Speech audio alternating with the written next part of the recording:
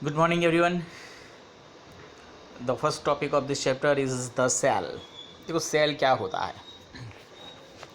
So both bricks in a building and cells in the living organism are basic structural unit. मतलब कि जैसे हमने आगे introduction में देखा था कि कोई भी बिल्डिंग जो होता है वो ब्रिक से बना हुआ होता है, उसी तरह से कोई भी ऑर्गेनिज्म जो होता है वो सेल से बना हुआ होता है. Both of them are basic structural unit. The buildings, though built of similar bricks, have different design, shapes and sizes. अब देखो जो ब्रेक्स होती हैं वो सारी सेम साइज़ की होगी, सेम शेप की होगी, लेकिन उससे जो बिल्डिंग बनती हैं वो अलग अलग शेप की, अलग अलग साइज़ की हो सकती हैं. उसी तरह से लिविंग ऑर्गेनिज्म में भी यही होता है कि ऑर्गेनिजम्स एक दूसरे से अलग दिखते हैं in structure, in design, in shape, but they all are made up of the cell, and cell is in the living organism are complex living structure unlike non living bricks. The difference is in the bricks and the cell is complex than that of bricks. Bricks simple, वो एक ही तरह के particle से बनी हुई होगी, clay particle से, लेकिन सेल में ऐसा नहीं होता है. सेल के अंदर आपको कॉम्प्लेक्स स्ट्रक्चर देखने को मिलेगा. तो this are the structure you can C.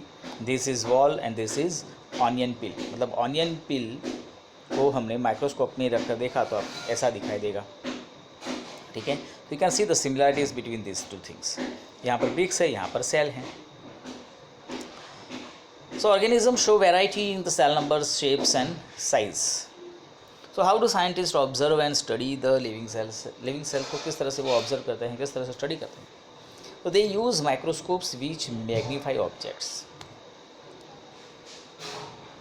Scientist क्या करते हैं?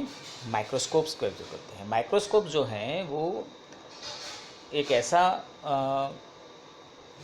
ऑब्जेक्ट हैं जो मैग्नीफाइंग करने का काम करता है. मतलब सेल जो बहुत छोटे हैं उसको आप नहीं देख पाओगे, क्योंकि उसको अगर आप बड़े करके देखना चाहते हैं तो you have to use the microscope. Second thing, stains. This are the some chemicals which are dyes. They are used to colour parts of the cell to study the detail structure.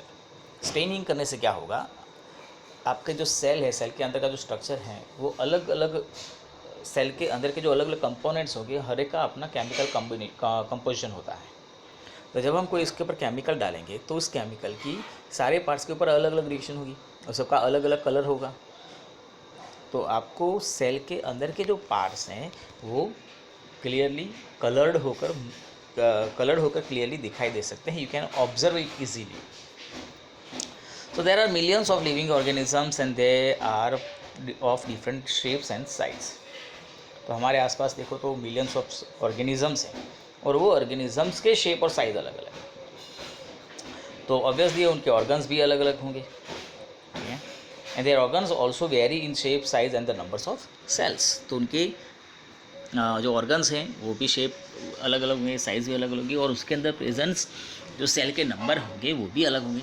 तो हम उसी के बारे में आप देखेंगे, number of cells. So can you guess the number of cells in the tall tree in a huge animal like the elephant? And the number runs into the billions in the trillions. Trillions मतलब 1 trillion 2 trillion नहीं, trillions cells of numbers होते हैं in the living organisms.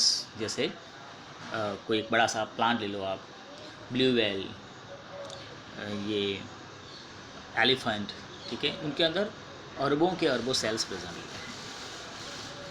Human body has trillions of cells which vary in shapes and size. Human body के अंदर ही ऐसे trillions of cells present होते हैं जिनके numbers और उनके size अलग अलग होते हैं. And different groups of the cells perform a variety of function. तो एक सेल नहीं लेकिन 1, 2, 3 ऐसे हजारों सेल एक साथ होकर स्पेसिफिक फंक्शन करते हैं.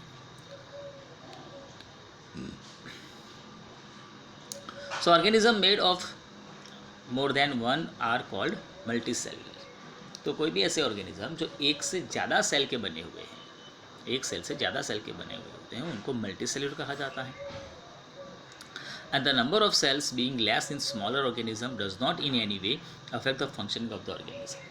और छोटे ऑर्गेनिज्म जो होते हैं, छोटे ऑर्गेनिज्म, तो उनके अंदर नंबर्स ऑफ सेल्स कम होंगे। इट डजेंट मीन्स कि वो अपना काम सही से नहीं कर पाते। जैसे आप एलिफेंट को देख लो तो it has numbers of cell, और उसके कंपेयर में ह्यूमन में देखो तो ऑब्वियसली है कि ह्यूमन और एलिफेंट के सेल की कंपेयर की जाए तो ह्यूमन की कंपेयर में एलिफेंट में करोड़ों गुना ज़्यादा सेल होंगे।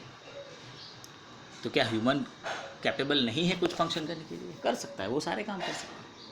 तो इसका मतलब ये नहीं कि नंबर्स ऑफ सेल कम होने की वजह से वो अपने काम एफिशिएंटली नहीं कर सकते हैं, वो नहीं हो सकता। You will be surprised to know that an organism with billions of cells begins life as a single cell, which is the fertilized egg। तो कोई भी बड़ा ऑर्गेनिज्म जो होता है वो ऑर्गेनिज्म स्टार्टिंग में तो सिंगल सेल का ही बना हुआ होता है, फिर उसके सेल्स के नंबर जो है वो इंक्रीज़ होते हैं, 1 में से 2, 4, 8, 16, 32 बढ़ते जाएंगे और वो मल्टी सेलुलर बॉडी बनेगा। जैसे कोई एक एग लिख लो, फर्टिलाइज्ड एग अगर है तो वो सिंगल सेल ही माना जाएगा। उसमें से फिर नंबर्स ऑफ सेल डिवीज़न की प्रोसेस होकर नंबर्स ऑफ सेल प्रोड्यूस होंगे और वो मल्टी सेलुलर बॉडी बनेगा। तो the fertilised egg cell multiplies and the numbers of cells increase as development proceed. तो जो फर्टिलाइज्ड एग हैं वो मल्टीप्लाई होगा और फिर उसके नंबर जो है वो इंक्रीज होंगे।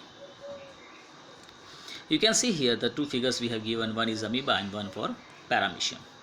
Both of them are single celled. ये दोनों सिंगल सेल ऑर्गेनिज्म हैं, और ऐसे ऑर्गेनिज्म जो सिंगल सेल से बने हुए होते हैं उनको कहा जाता है यूनिसेल्युलर या known as unicellular. So a single cell organism perform all necessary functions that multicellular organism perform। अब जो मल्टीसेलुलर ऑर्गेनिजम्स काम करते हैं, जैसे कि आप देख लो भाई, डाइजेशन है, रेस्पिरेशन है, एक्सक्रीशन है, मल्टीप्लिकेशन है, वो सारे काम सिंगल सेलुलर बॉडी भी करते ही हैं। So single cell organism like amoeba captures and digest food, respire, excrete, grows, reproduce. A similar function in the multicellular organism are carried out by the groups of cell। और यही काम multicellular body में भी होते हैं, लेकिन उनके अंदर group of cell, numbers of cell होंगे जो काम परफॉर्म करते हैं। सो हियर तो एनिमल के अंदर वो जो सेल्स होते हैं वो कंबाइन होकर एक ग्रुप बनाते हैं जिसको हम टिश्यू कहते हैं, और टिश्यू मिलकर ऑर्गन्स बनाते हैं, ऑर्गन्स मिलकर बॉडी बनाते हैं। सिंगल सेलुलर बॉडी में ऐसा कुछ होता नहीं है, लेकिन काम तो वही करते भी हैं। सेकंड जो केस हैं, मतलब टॉपिक हैं, वो है शेप ऑफ सेल। तो शेप भी अलग अलग होते हैं। अब आप देखो अमीबा, तो अमीबा का कोई पर्टिकुलर शेप नहीं होता है। You have seen amoeba this type of, तो हर बार ऐसा ही होगा ऐसा नहीं है। अमीबा अपना शेप कॉन्स्टेंटली चेंज करता रहता है, तो it does not have particular shape, whereas paramecium has. Paramecium का यही शेप होगा, just like slipper. So guys, amoeba जो होता है उसका फिक्स शेप होता नहीं है, लेकिन वो स्यूडोपोडिया, मतलब जो उसके आसपास के जो प्रोजेक्शन आपको देखने को मिले, मैं फिर से दिखा दूँ, ये जो आपको बाहर निकली हुई लाइंस जो दिखाई देती हैं, ये सारे जो हैं, ठीक है, इसको प्रोजेक्शंस कहा जाते हैं, ठीक है। और ये प्रोजेक्शंस को नाम दिया गया है यहाँ पर स्यूडोपोडिया। स्यूडोपोडिया मतलब कि फॉल्स फीट, स्यूडो मतलब फॉल्स, पोडिया मतलब फीट, फॉल्स फीट है, मतलब उसके आसपास कोई, मतलब बॉडी में कोई पेयर फीट नहीं है, लेकिन वो अपने ही बॉडी के शेप को चेंज करते हुए मूवमेंट कर सकता है। A white blood cell WBC which are present in the human blood, it is also single cell organisms and single celled which can change its shape, वो भी अपना शेप चेंज कर सकता है।